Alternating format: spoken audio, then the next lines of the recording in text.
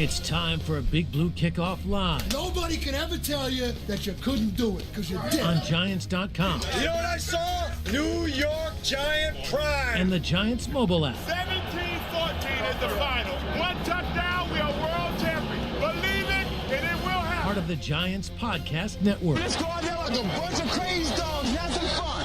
Welcome into today's episode of Big Blue Kickoff Live, presented by Cadillac, the official luxury vehicle of the New York Football Giants. I'm Madelyn Burke alongside Matt Citak. The phone number here, 201-939-4513, or you can find us on social media using hashtag GiantsChat. We're coming at you live from the Giants Podcast Studio, presented by Hackensack Meridian Health. Keep getting better. And just a reminder, an archive of this show and our entire podcast network is available on the Giants mobile app, podcast platforms everywhere, and at giants.com/podcasts. It's Thursday.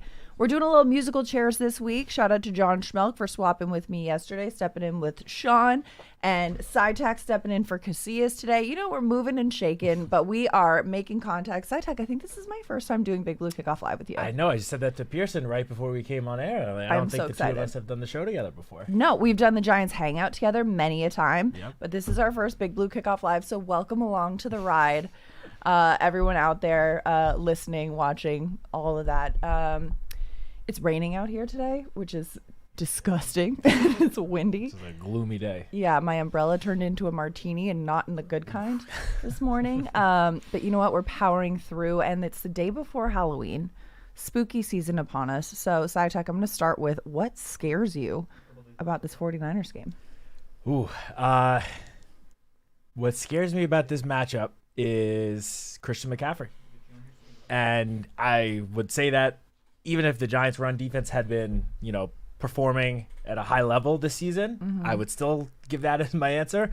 As we know, the Giants' defense has struggled this year, to say the least. The 5.7 yards per carry that they have allowed is the highest in the NFL. Now, Christian McCaffrey is having the most inefficient season of his NFL career. Which is also saying, his NFL career, the bar is so high. Yes, that, 100%. Grading on a curve, even low on that, is still high for a lot of other players. Yes, Yeah. No doubt about it. But he is averaging only 3.5 yards per carry, which is a career low for him. He only has 490 yards on the ground through 8 games. However, he has more than made up for it in the air, because he is one of the top pass catchers in the NFL this season. His 56 receptions rank second behind only Jamar Chase. His, how many receiving yards? 559 receiving yards. I believe that ranks 8th in the NFL. So he is one of the top, I guess you could call it, wide receivers in terms of his pass catching abilities this season. So it is more than made up for his inefficiency in the run game.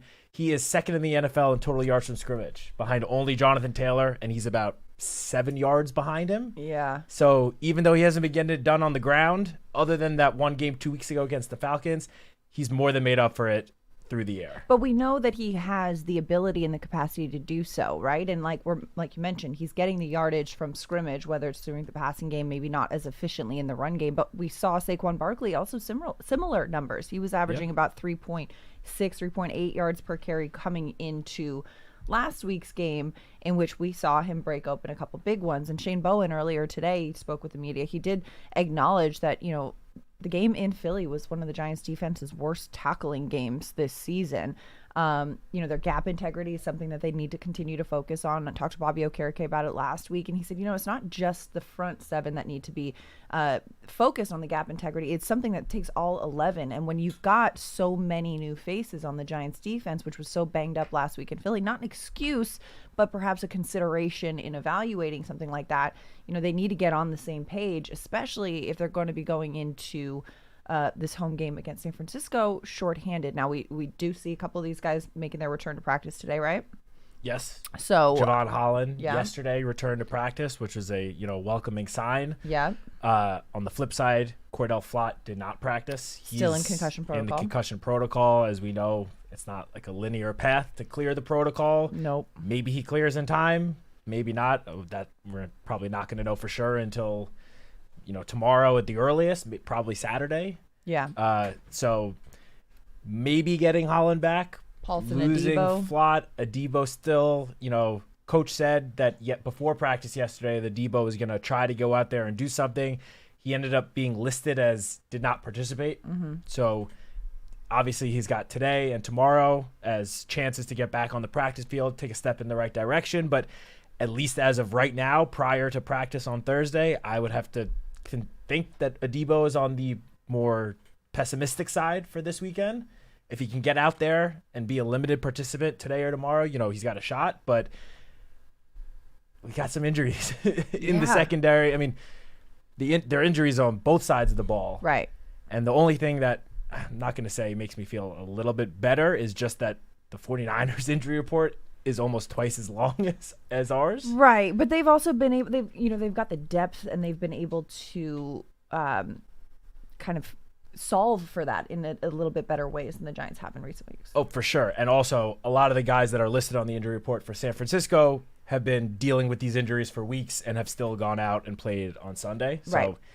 I mean, I'm sure some of these guys on the 49ers very long list will be unable to go, but George Kittle will be out there. Christian McCaffrey will be out there. Yeah. I mean, Kittle's Jennings. 2 weeks removed from being on IR, and his first week back, he was more in the blocking game. But last week, we saw him putting up numbers. Yeah, he was a full participant yesterday. He's fine. McCaffrey did not participate because of rest, so he's obviously fine. But, the quarterback situation for the 49ers is the one to really keep an eye on. Brock Purdy has been in and out of the lineup all season. He's missed the last couple of games. Now, he's missed the last 6. Mac Jones has started 6 games. Purdy played the first 2. Well, he came back. Did he come back at one point? Like he missed a couple of games. He came back, was not good, and clearly was still injured and re-injured it, and has been out ever since. I don't know exactly how many games, but I know that Mac Jones is 4-2 as a starting or as a quarterback in his games right there, and Purdy did return to practice last week, didn't play last week. There was a question around if he would play last week for the Niners against Houston. He didn't. Mac Jones got the start again. So now another question remains. The curious thing, though, with, oftentimes as a defense, when you're preparing for a quarterback or a backup quarterback and you're not sure which quarterback is going to play, you got to kind of dive into both films and say, okay, this guy's tendencies and this guy's tendencies. But suffice to say, Brock Purdy and Mac Jones are very similar. And especially in a Kyle Shanahan offense, when it's like, this is the position, this is the job, rather than here's the player, here's that skill set that you have to kind of prepare for. You're more preparing for the scheme than the tendencies of the individual. Am I right? 100%. I was talking about this with Lance on Tuesday's show that undoubtedly Brock Purdy is better than Mac Jones. There's a reason why one is the backup and one is making over $50 million a year. However, in terms, as you just mentioned, in terms of preparing for both of them, I don't think that their games are like so significantly different. Like maybe Purdy is a little bit more mobile than Mac Jones. Sure. But other than that, like you nailed it. You're preparing for Kyle Shanahan's offensive scheme, which is among the best in the NFL. I mean, we've seen Kyle Shanahan have success with starting quarterbacks, backup quarterbacks, third string quarterbacks. It doesn't matter who's under center. He's able to get the best out of them because they're just running his system. He's one of the best and top offensive minds in the league. So I don't think it matters too much whether it's Brock Purdy or Mac Jones out there, which Mac Jones also listed on the injury report. He practiced. He was a full participant, and I don't think I've ever seen this before. We got the 49ers injury report last night, and I was updating Giants.com with it, and it said knee, knee. And I'm like, that must be a mistake. It must be repetitive. Like they must just put the same thing twice. No, he has injuries to both of his knees. Right. So you have to list both of them. I don't think I've ever seen that. He's injured in his knee and also his knee. Yes, I don't think I've ever seen that before. But he was a full participant. So if Brock Purdy is unable to go, it will definitely be Mac Jones. They're not going to have to go to, I think Adrian Martinez is their third string quarterback. It's not going to get to that point, at least to start the game. If Brock Purdy's ruled out, then obviously you never know what happens during the game. But well, and also injuries and depth is one thing when it's like, okay, the drop-off is so huge. But I remember, I think it was the last time the Niners played at MetLife Stadium when they came in with Nick Mullins, the third-string quarterback, and it was just the IR roster of the San Francisco 49ers. And they put it to the Giants and won that game. So it's not, you can't look at them and be like, oh, this is a backup player. These are still NFL players, whoever is starting at that position, and on both sides of the ball. So it has to be, the accountability and the expectation still has to be there for that performance. Talking about though injuries, offensive side of the ball, you mentioned that as well. Giants are struggling with quite a few. They've kind of made up for it by going a little bit heavy into like 12, 13 personnel, leaning on the tight end position. We know the tight end is a rookie quarterback's best friend, and it's been pivotal for Jackson Dart, which congratulations, by the way, Jackson Dart named Rookie of the Month, Offensive Rookie of the Month. So little kudos there. But, getting things going with Theo Johnson, with Daniel Bellinger, who's dealing with that neck injury. You got Chris Manhertz, you got Thomas Fidone on the roster. But how much can you rely on the tight end position this week? Or are you expecting them to do so, especially considering, Belly might be a little banged up? Yeah, so as we came on air, Coach did his flyby before practice. The timing doesn't quite align right now because BBK is always right as Coach is talking. Yep. So, but according to our very own Paulie Dots, he said, Dable said that there will be no changes to the injury report other than Jalen Hyatt returning. He missed yesterday's practice. Wisdom tooth removed. Well, just one? Or teeth, I don't know. Yeah. On the injury report, usually you get all four. On the injury report, he was listed as just tooth. Just one tooth? But Coach did say he was getting his wisdom teeth He didn't out. want the Teddy Bridgewater teeth. I don't know why that just made me laugh so much. Yeah, me too. And Greg Van Roden, who just got a veteran rest day yesterday, they were both returning, but everyone else is the same, which that's not great news because that means Daniel Bellinger will once again not practice and Jermaine Illuminor will once again not practice. Those are the two big ones that we've got our eye on the offensive side of the ball at least. If Bellinger's unable to go, I would think we'd obviously just see Chris Manhertz in an elevated role, maybe even a little Thomas Fidone mixed in. I wouldn't be surprised because I think Fidone, at the beginning of the season, 7th round draft pick, kind of taking a flyer on this guy. He made some huge plays in the early part of training camp, but I think that the organization as a whole was really set on the 3 tight ends of Belly, Theo, and Manhertz. And I think that they kind of thought, okay, that's what we're going to carry. But Fidone played his way onto the roster and earned that 4th tight end spot. You don't often see teams taking 4 tight ends in that position. So I wouldn't be surprised if Bellinger can't go, if we do see Fidone not only getting an opportunity, but also making the most of it. Yeah, so I don't think Fidone has had many or any snaps on offense. No, a lot of special teams. He's been only special teams. Chris Manhertz has been mixed in a little bit on offense, but also primarily special teams.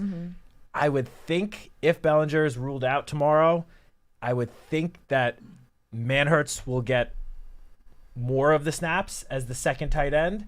I do think Fidone will get some opportunities because despite him being a rookie, he's probably a better pass catching threat than Chris Manhertz is at this point in his career. Chris Manhertz, phenomenal blocker, has never really been known too much for his hands. Yeah, for catching the ball. And he can catch the ball, but I think that's you don't think of Manhertz. You don't put him in there to catch. You kind of put him in there if you're kind of trying to go jumbo or get a little bit extra protection. Yeah, and he's probably the team's best blocking tight end. Yeah, I've said this since last year. He's a phenomenal blocker. But yeah, I do think Fidone's got hands though. I remember I want to say it was the first practice, but it was definitely the first week of training camp. I put a video up on social because it was incredible. This man just one-handed little okay, 13. He is able to come down with the ball. He's got hands, and I think because even at Penn State when he played with Tyler Warren was such a game wrecker in that way that, that is the guy that you notice in the tight end position. But Fidone was somebody who can, come up with the ball, he can catch it, and he can be a little shifty. He's long and more long, lean, agile rather than kind of Manhertz, who's built more like a truck.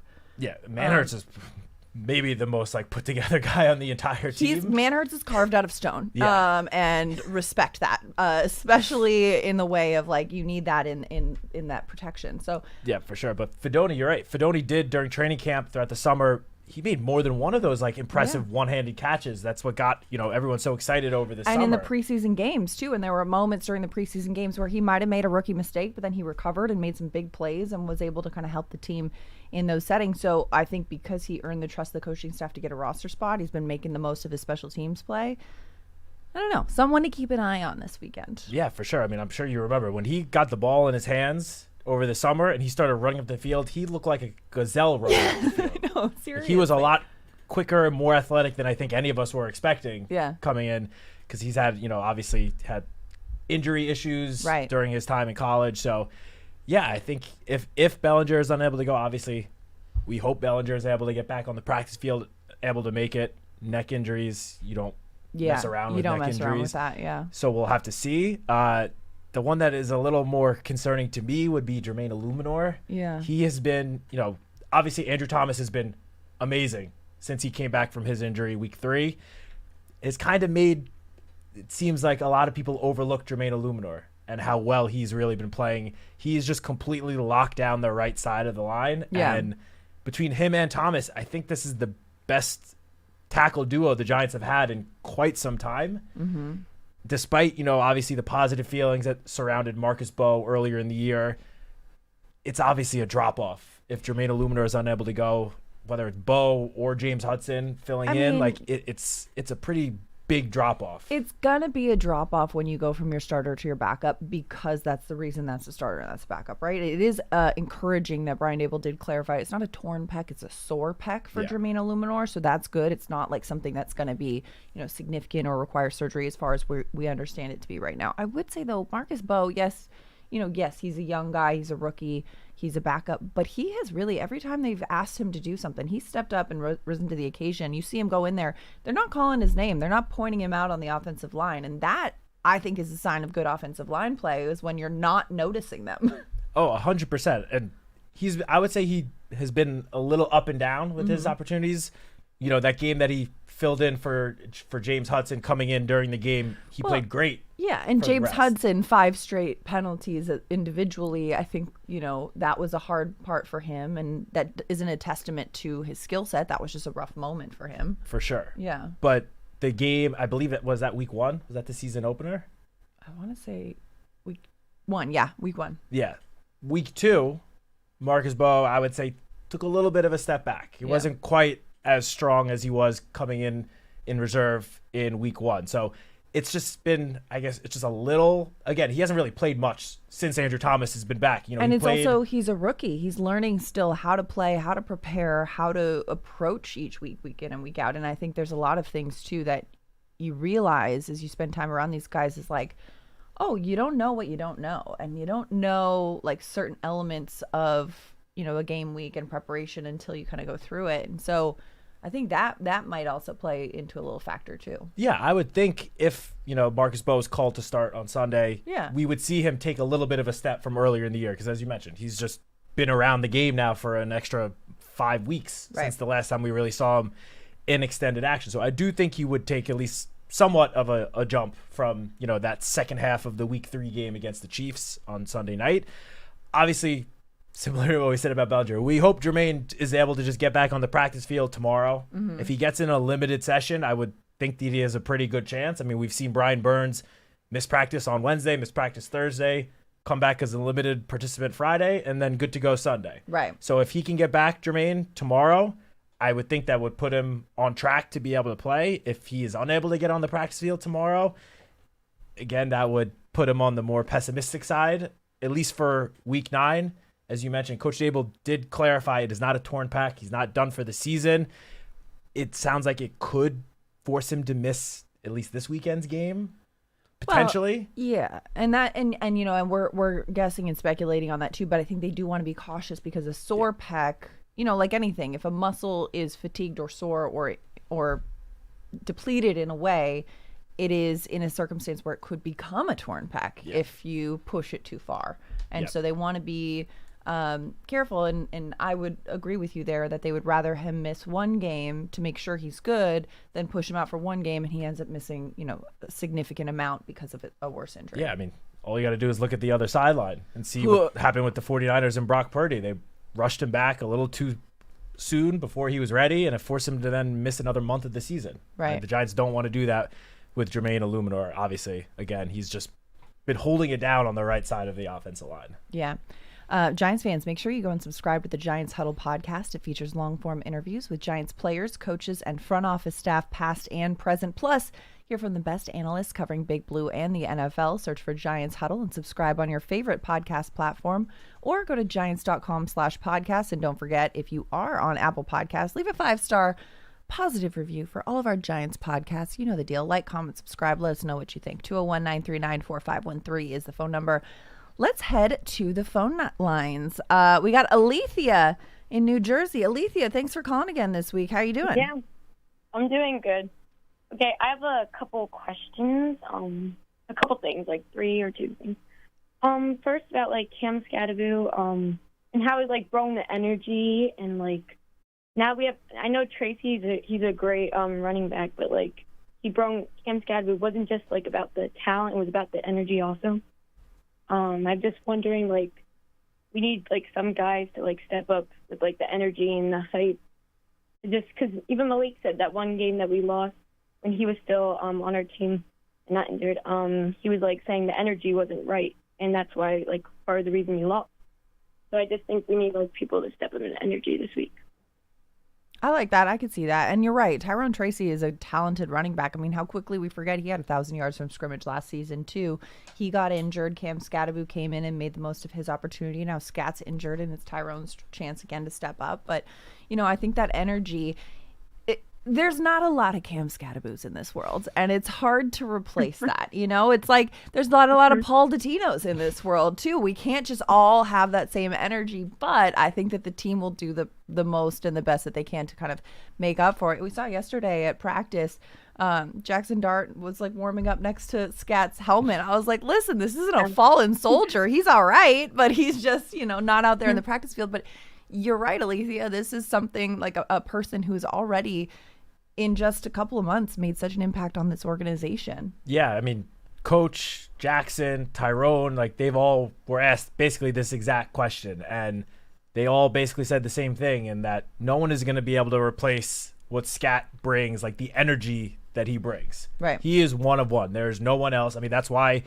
quite frankly, he's become very quickly one of the most popular players in the entire NFL. Yeah. You have fans from other teams rooting and cheering for him. Big Dom being among the first to visit him in the hospital. Yeah, so in that sense, he's not going to be replaced. It's just, that's irreplaceable. However, Jackson said this when talking to the media yesterday, they are going to need other guys to step up and not bring, you know, the Scat screaming after every play energy, but bring some energy, you know, help raise, I guess, motivate, like help bring the offense as a unit together in the way that Scat did. You know, Tyrone Tracy, that's not who he is as a person. And he said this in the locker room yesterday. He said, I'm not going to try to be Scat. I'm not going to try to be anyone other than Tyrone Tracy Jr. And you don't want him to try to be someone that he's not. Right. Yeah. So I think Jackson is going to, I mean, he's already shown some tremendous leadership skills and abilities already over the last month. He probably is going to need to even step up a little bit more in terms of, you know, the locker room and leadership, and also as a runner. I mean, we've seen him and the Giants a little bit veer away from using him as much as a runner as they did the first couple of games with him as the starter. But now you lost your battering ram goal line back. Right. That might need they might need Jackson to sort of pick up a little bit of those carries. I don't know if they want Tyrone Tracy Jr. running the ball 25 times like we saw Scat do. But also, I don't know that they want Jackson to be the hammer. Oh, definitely because that definitely puts the quarterback position in a little bit of jeopardy there as well. So I think proceeding with caution in that way, but I wouldn't be surprised if we saw a few more design runs or RPOs for him. What was your second question, Alethea? My second question is about how we were talking about last time about Jalen Hyatt and how he was like, we're waiting for that game, and how this week he was a healthy scratch. Like that means, like, you know what that means? Like he wasn't. Yeah, he was inactive. Wasn't playing. I was wondering what the plan was for this week, and because I hate to see him like on the bench. Yeah. No, we're big fans of Jalen Hyatt. Thanks so much for the call, Alethea. I think that Alethea. you know, it's one of those things too with Hyatt. Last week when Darius Slayton came back, you know, they've only got so many spots for wide receivers, and considering the fact that, you know, you've got several of those players like Gunnar Olszewski, little Jordan Humphrey that are also contributing on special teams. It was a numbers game, really, and he's a talented player. He's, as you mentioned, you know, he's kind of struggled to crack through, and, you know, he's had some opportunities. He's made some plays, hasn't hit that home run yet in that moment. But he's got so much talent. And like we talked about last week, Alethea, when you called as well as, my take on him is he is such a skilled receiver when he can break it open and when he can get out into the open field. But when he's got a man on him, he's not yet skilled at creating that separation, at getting that, at coming down with the ball when he's, got a man on in his pocket, essentially. And that is just his knock. And that's something that other opposing defenses have noticed and have played him that way and have made it more challenging for him to come down with it. Yeah, I mean, each week, Coach Dable talks about this. They kind of are playing roster gymnastics. It's to get your game day active roster, it's like putting the piece of a puzzle together. So, yes, Jalen Hyatt was inactive, but that could have just been because they thought, they called little Jordan Humphrey up from the practice squad last week. I assume that they just thought little Jordan Humphrey was a better matchup with the Eagles corners than Jalen Hyatt. Little Jordan Humphrey is better at, making those contested catches, as you were just saying, than Jalen Hyatt is. Now, that doesn't mean that Jalen Hyatt is definitely going to be inactive again this week. Right. We don't know yet. I think part of it is going to depend on whether or not, some of the guys that the Giants have been relying on special teams, whether or not they're able to play. I mean, we haven't discussed Art Green also got hurt last week. Yeah. And has not practiced yet. And he is one of the team's core special teamers. So if he's unable to go, that could require, whoever gets elevated from the practice squad on Sunday might be someone that, the Giants could use on special teams, which Jalen Hyatt just does not. He's not a special teamer. He's not going to line up a gunner. He's not going to help in that facet. So when you're figuring out who to make active on game day on Sundays, you got to consider the depth at all the positions, and that does include special teams. Right. Yeah, and I think special teams so often gets forgotten about sometimes, especially when fans are thinking about, we need this person at receiver, we need this person at DB, but you also need a returner, you need gunners, you need a lot to go into the special teams unit, and you need depth there as well, and players who are not only familiar with but have practiced that. We've got Ray McLeod potentially getting involved. I know Gabriel was talking about him swimmingly this morning. Swimmingly? Is that the word? Glowingly? Somethingly. Somethingingly. Glowingly we'll go with. And so, but specials. But I know, Alethea, big Jalen Hyatt fan. So are we here at BBK, and hoping for the best for him. I am excited to see whenever he does get called up or signed to the active roster, what Ray McLeod can add to this offense. Right. But add to the team, both offense and special teams. He's had a pretty strong track record as a returner throughout his, I believe it's like 7 years in the NFL. But just last season, he had by far his best season as a wide receiver for the Atlanta Falcons. Now, it didn't pan out this year. I'm not even going to attempt to guess what was going on in Atlanta this year. He hasn't really added much to the offense there this season, but caught over 60 passes last year, over 600 yards. He's not just a returner. He's not just a special teamer. He can add a little juice to this offense. So whether it's this week, next week, a month from now, I am excited to see what, if anything, he can just add. Yeah, absolutely. Get you somebody who could do it all. Giants fans, with another impactful draft and free agency class in the books, that means it's full steam ahead to the 2025 season. Take your fandom to the next level with a Giants season ticket membership and catch all the action at MetLife Stadium with an exciting home schedule on the horizon. With a membership, you'll also stay connected to the club all year round, not just on game days, with exclusive member access and benefits. To learn more about a New York Giants season ticket membership, visit giants.com/tickets. 201-939-4513 is the phone number. Let's head back to the phone lines. Rob in Yonkers. Rob, welcome to the show. You're on Big Blue Kickoff Live with Madelyn and Matt. Good afternoon, guys. How are you doing? Doing well. How are you, Good. Rob? How are you? I'm doing good. Matt, real quick, I want to run off a bunch of stuff, but I definitely agree with you. A couple weeks ago, you said something about Jason Sehorn, about that interception. That was the best interception to me, in NFL history. That one of my favorite all-time plays. That's incredible, yeah. Well, I wish we had him as our cornerback coach, because our cornerbacks, for some reason, don't like turning their heads when the receiver is looking the other way. They're looking straight. Well, I would say Cordell Flott, that's not really an issue. It has not been. I mean, he obviously has had the concussion last week, but he's been having a really strong season, Flott. He's been getting his head around. I mean, that comment, I think, is more directed towards one player, Deonte Banks, who getting his head around that has been an issue for him since he got into the NFL. Even Black, the one that was thrown in the Eagles game, Corey Black. and even though he was, but the thing is that he turned around. So even though it was a 50-50 ball, he turned around, and which is good. So I'm literally. The ball got caught on you, but at least you turned around because, again, the other cornerbacks don't like turning around, and sometimes the ball goes like flying right past their helmet. Okay, so a real quick rundown. As far as Abdul Carter and Brian Burns, I've been watching all these games. I think Brian Burns gets a lot of his sacks because of Abdul Carter.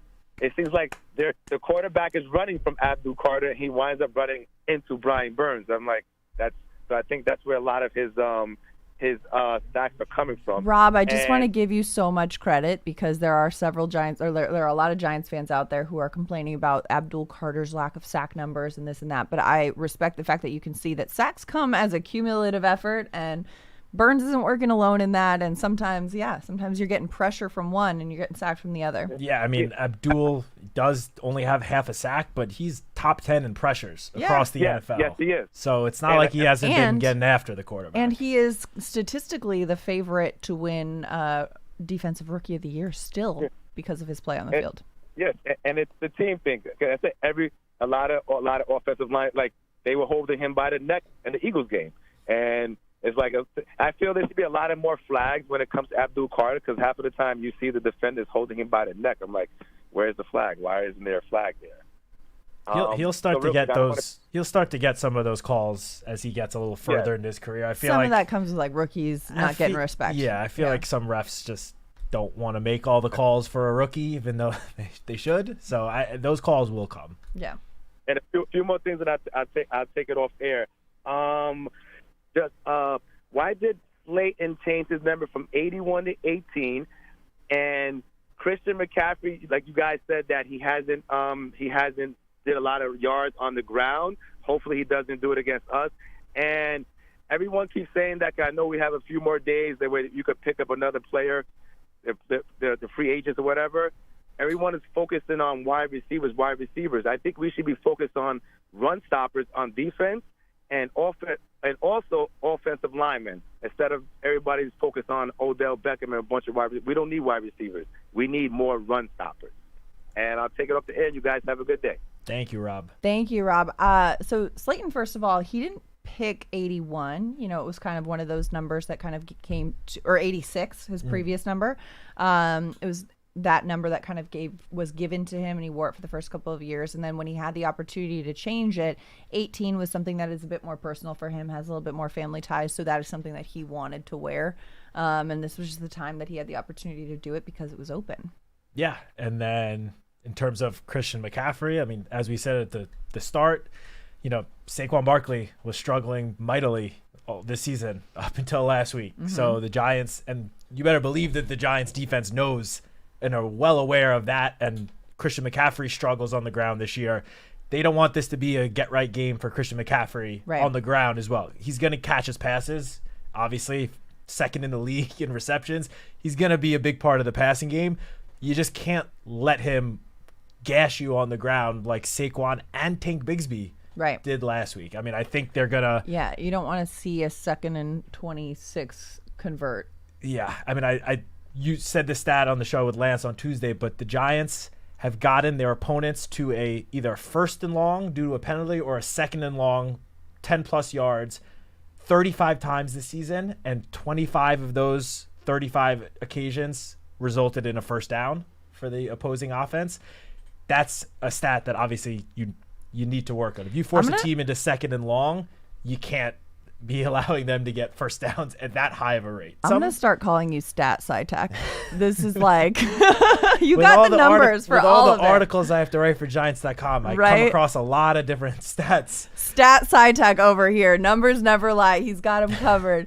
So yeah, we cannot. I don't love that stat, but that's not a very good one. Yeah. So they gotta, and we spoke about this last week as well. It's been a big topic of conversation. The Giants have just, on runs to the outside, have been unable to stop opponents. Yeah. They have allowed the highest success rate on runs to the outside of any team in the last decade. Saquon and Bigsby both had a lot of success running the ball to the outside last week. It's going to start with the edge rushers, who Brian Burns obviously having a good season. Abdul, we just talked about. Kayvon having a good season. As pass rushers, they need to set the edge in the run game. They cannot allow Christian McCaffrey to bounce it outside, especially if you're going to have potentially multiple backups starting in the secondary.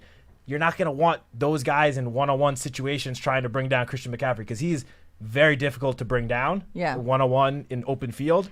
If the edge rushers can set the edge, push the lineman. I mean, for Brian Burns, it's going to be tough with Trent Williams on the other side of the line, but you can push him back and not allow McCaffrey to bounce it outside. That's going to let all the guys you have in the box the opportunity to bring him down for a short or no gain whatsoever. So that is going to be a big key on Sunday. I also think the key, too, is not just, it's trust. It's execution and trust. I think you got to execute your job and trust your teammate to do theirs. And oftentimes when we watch the Giants defense, give up a big play, you can see one player not in their gap assignment.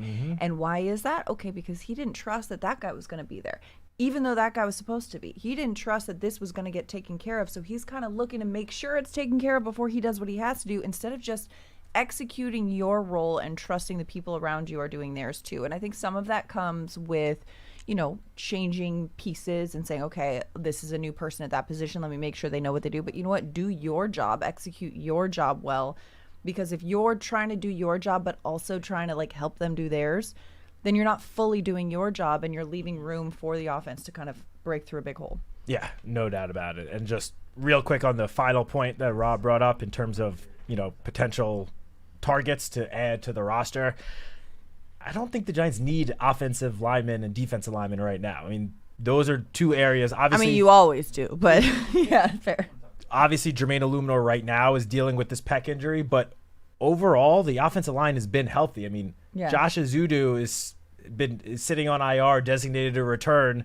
That's another body that hasn't even been added to the roster that is there if and when the time comes where someone does get hurt up front and they need a little more depth.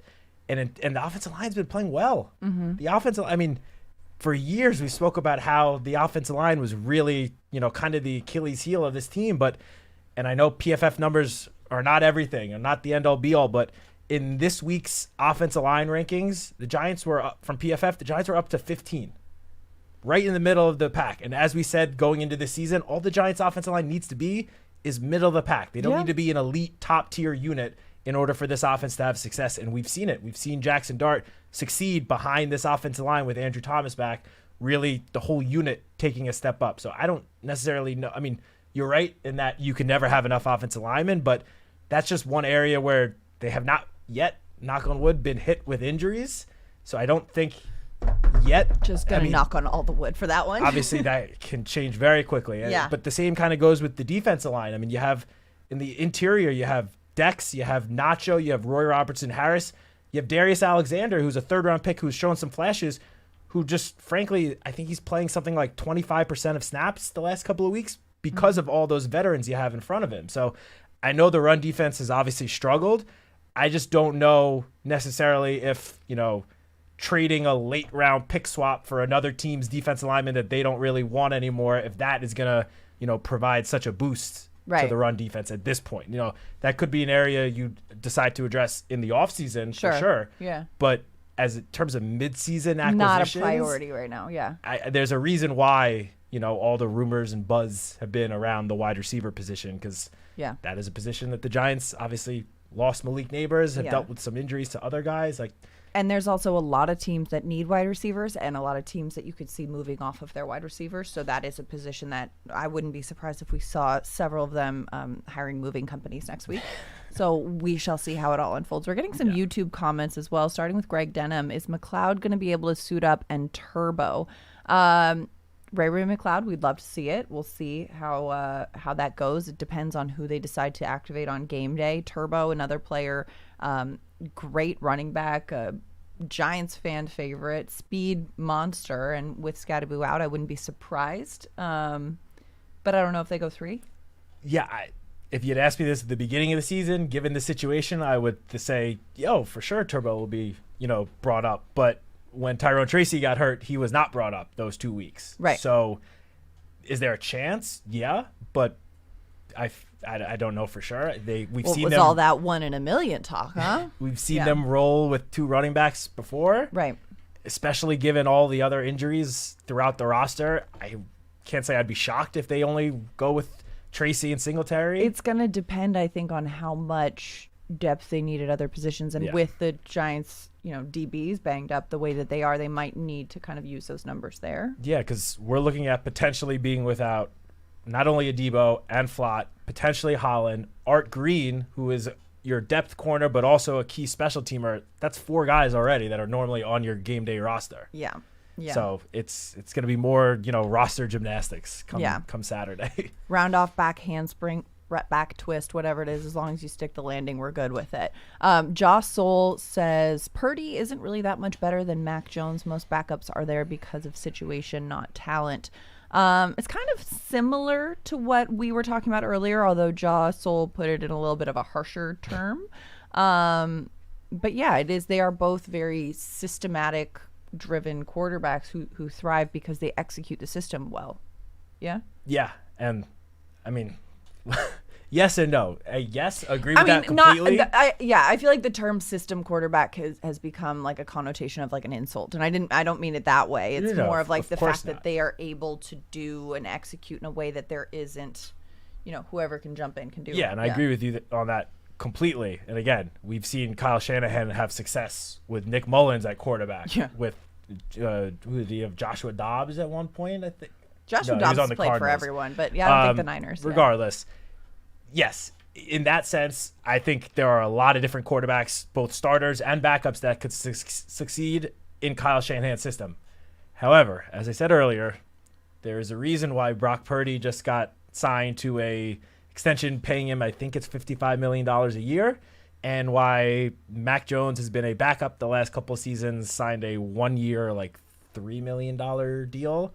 There is a reason for that. So it might not be the same difference between, Lamar Jackson and his backup Cooper Rush in Baltimore. Sure. But there is still a somewhat significant difference between the talent level of Brock Purdy and Mac Jones. There is a difference because they chose Purdy as the starter and Mac as the backup, and they clearly saw something that gave them the trust to do that. Although I do think the way he's played this season, Mac Jones has a chance next year to be one of those quarterbacks that signs with the team where he's competing to be a starter. It would not surprise me. Yeah, he could have his Sam Darnold story arc kind of a situation.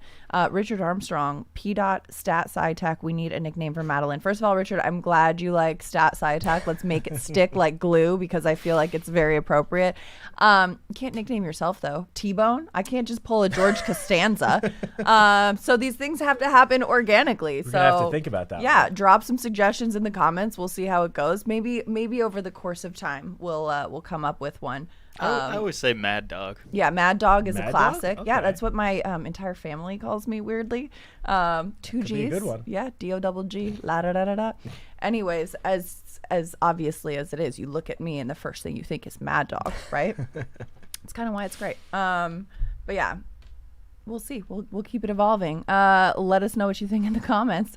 Giants fans, the Giants official connected TV streaming app Giants TV brings original video content and game highlights on demand and direct to Big Blue fans. Giants TV is free on Apple TV, Roku, and Amazon Fire TV, and on the Giants mobile app. 201-939-4513 is the phone number. Let's go back to the phone lines. Jamie in Summit.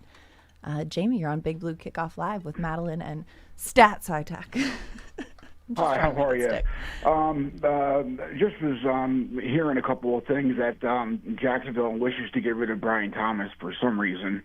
And if, I don't know if I'm Joe Shane, I think I make that phone call for a third rounder. Just saying, he was Neighbors' teammate in LSU. Kid can fly. He does it all. He was actually drafted after Neighbors, I believe, a couple of spots. And I'm also believing that you got to believe this is Kayvon Thibodeau's, swan song today or this weekend because they didn't pick up his fifth-year option. And honestly, he's playing the run better than he ever has. And I don't ever believe that the sack numbers are going to be there. He's just not that type of player. So I do believe they did pick up his guys. fifth-year option. Yeah, Jamie, the Giants did pick up Kayvon's fifth-year option. They didn't pick up Evan Neal's did? fifth-year option, Okay, but they I did pick up apologize. Kayvon. You're correcting me. Thank you. I'm So- sorry. So yeah, all good. So he is under contract through the end of next season. Year, yeah. Obviously, we had no idea what might happen between today and Tuesday, the NFL trade deadline. Mm-hmm. There was a report from Mike Garafolo, who is one of the most reputable, well-connected NFL insiders in the league. There was a report yesterday, I believe it was yesterday or Tuesday, that said it looks like the Giants will not look to trade Kayvon. Why take away from I did hear that. one of your biggest But also, strengths was how we put it. So anything could happen if a team comes in and offers some Godfather offer. Yeah. With where the Giants are this year, like you have to pick up the phone if someone calls. But this is draft season and trade deadline season are lying season. We have heard so many things from front offices across the league. We've heard even here, we didn't sign him to trade him, and then things happen. However, I would assume that if they are putting out there like, hey, this is not something that we're focusing on, to Matt's point, I think it's going to be unless an offer comes in that you simply cannot refuse. Yeah, especially, with it being Mike Garafolo, who used to be a beat reporter in this building. And I mean, pretty he's well not connected. Yeah, he's not going to put that out. He's not got bad information, but Yeah. what I'm saying is he could be right now, and then next week something could change, Oh, or yeah, for sure. it could be completely true. But I think at this point, things are so in flux. I would not expect, though, long story long, I would not expect Kayvon Thibodeau to be on a different team Yes. in this time next month. I would be surprised if at this time next week he's not a member of the Giants. I would be shocked. But anything can happen. And Flabbergasted even. In terms of your first point with Brian Thomas Jr., if that's all it would cost in a trade, Yeah, a sign third me up rounder for it. BT. Let's go. Like, I have a feeling, he has obviously struggled this year, but he's coming off a pretty phenomenal rookie season just last season. I would find it very hard to believe that Jacksonville would be willing to give him up for that little, just, even with his struggles this season. Yeah. I would be shocked if that's I'm surprised all. they're If actually that's all it would to get take. rid of him. If that's all it would take, I think there are at least 2/3 of the NFL that would, in a heartbeat, make that deal. Yes. Yeah. I mean, and they're 4-3, Sure. second in the AFC South right now. I don't think that they're looking to blow it all up for a draft pick. Yeah, and I think they drafted Travis Hunter with the thought of pairing him on offense with Brian Thomas Jr. Yeah. A team that they Which is why believe is up and coming. I can't even believe that I've even heard they want to get rid of him. I mean, I was surprised when I saw those crazy. reports too. I was very surprised. Yeah. Coming off the year he had last year, Yeah. doesn't make Absolutely. much sense. Yeah. Jamie, thanks so much for the guys. call today. Yep. Thank you, Jamie. Thank you. Have a good one. 201-939-4513. Let's go back to the phone lines. Dean in Minnesota. Dean, thanks for calling in on Big Blue Kickoff Live. How's it going? Hi, Madelyn. Hi, Matt. Hey, how's it going? Good. I have a few questions if time allows me to. Sure. The first one, I know you referred, Madelyn, you referred earlier to Matt as Stats Matt. So speaking of that, Matt, question for you is, do we have statistics that shows this year and last season, who's the team who has the highest number of injuries? I don't have that on me right now. That is something. Yeah, they exist somewhere, but I Yeah. think it'll take some time to curate that. That would take a little bit of time to find, and we only have 5 minutes. But because understandably that has a lot to do with how they end up performing in a given season. Yeah, I don't think the Giants. I don't think the Giants would be that high up the list this year, though. Yeah, to be last year honest. maybe. This year, I mean, don't of know. course, you know. But I think if you consider its number of injuries versus impact of injuries, That's what I was like the about to fact that say, Malik too. Neighbors and Cam Scatterbu, like those would have such higher point value essentially if we're grading on that than 100%. some other players. Took the words out of my mouth. So yeah. Would be interesting if these stats are available, so I can have them handy. The other point I want to emphasize is I want to highly emphasize the importance of having a motivating coach. That makes a big difference. A good motivating coach can bring the best out of his players, And to be honest with you, at the end of last season, I was hoping that we can get the Sanders package. I think Deion Sanders is a very good motivator. I expect him to be in the NFL next year, probably with the Jacksonville or with Cleveland. And he will be bringing the best out of his players. But that's, to me, that's a very important issue that probably we're not benefiting from at this point. I would disagree. I think Brian Daboll is a very motivating coach. I think the players really respect and enjoy playing for him. And, you know, one thing is not like the other. Doesn't mean Deion Sanders is not also a good coach. I think that there's, you know, many. Mark my word, I think he will be in the NFL next year, and I think he will do very good with whatever team he will end up coaching. All right. That's what I expect. That's no prediction. And also, I expect a lot from Fedoni, and I am surprised that he has not had any offensive snaps so far. I do expect him to have big plays this coming game against the Niners. Awesome. I really do. Awesome. Yeah. Well, we agree with you, Dean, there. And thank you so much for the call on BBK today, because I think we, you know, like we talked about earlier on the show, Fedoni is a guy who might have an opportunity, on offense. And it's not that he hasn't had offensive snaps for skill or ability. It's more just depth. Yeah. I mean, I think the biggest reason why we have not seen Fedoni play at all on offense is just because of how well Daniel Bellinger has been playing. Right. He's really, had, I think, in my opinion, his best season in the NFL so far. Yeah. But again, if he's and Bellinger's overcome a lot. I mean, he broke his eye. How did that even happen? Like, it was gotten off to such a good start his rookie year, and then he had that injury, and that clearly derailed him for the rest of his rookie year. Yeah. Seemed like it even affected him in year 2. Then, Theo Johnson was brought in last year. For whatever reasons, he is enjoying his best season so far, so hopefully he's able to make it back on the field this weekend. And then just in terms of the second point Dean made, the one thing you can't say about Brian Daboll is that the players don't want to still play for him. You know, even in the last couple of seasons where things have obviously gone off the rails in terms of the record of the team and just the direction of the team. Right. The whole entire locker room still stands up and fights for Brian Daboll, and are very vocal about how much they still believe in him and support him. So you can say what you want about him. That is not something you can say that he doesn't motivate his players to want to play. Yeah, because that is one of the things I think he is best at. Right, I agree, and I think he's somebody that is beloved in this building, in this organization, in that locker room especially. And that's not to say that other coaches around the league or around the sport aren't. But I think that while Dean was trying to make the point of a coach that he prefers, potato tomato doesn't mean that the Giants don't already have a coach who's doing just that and motivating the team. Yeah, Deion Sanders might end up being a great coach in the NFL. Yeah, he was a good coach in college, so it wouldn't surprise me at all. But one thing he did say, Dean, was he wanted this Sanders package. Right. That would mean that Jackson Dart is not here right now, and I think we're all pretty happy that Jackson Dart is the quarterback of the Giants. Yeah, the NFL Offensive Rookie of the Month. Yeah. And no disrespect to Shedeur Sanders, but he hasn't yet made his way into a starting role yet with Cleveland, and so he's still working through some things there. And he could also turn out to be such an incredible player, too, in his time. But I think the Giants are in a good position with where they are. All right, we got to wrap it up because some of us have places to be here. And some of us have commutes to make, Citak, in this rain out here today. So thank you guys for listening to a Thursday. Now, I'm like, what day is it? We're all thrown off. We're musical chairs this week on BBK, but thanks for tuning in to a Thursday edition of Big Blue Kickoff Live, brought to you by Cadillac, the official luxury vehicle of the New York Giants. We've been coming to you from the Giants podcast studio, presented by Hackensack Meridian Health. Keep getting better.